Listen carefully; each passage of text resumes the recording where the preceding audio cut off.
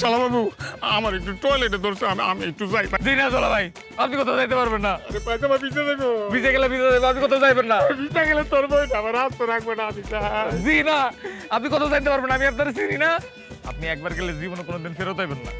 মানুষের মাংস যদি খাইতে হয় তাহলে দুইজনে এক লগে বইসা খামো। বাজান আর কান্দো না, যাত্রা শুরু করো। জি আব্বা চলে শুরু করে।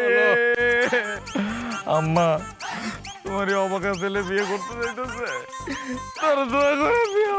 থাক বাবা, দরকার নাই। আমার আর কোনো চিন্তা নাই।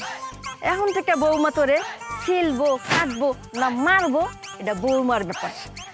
আমি আজকে থেকে শান্তিতে থাকবো।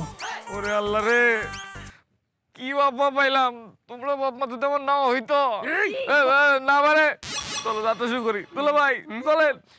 লা ইলাহা ইল্লাল্লাহ।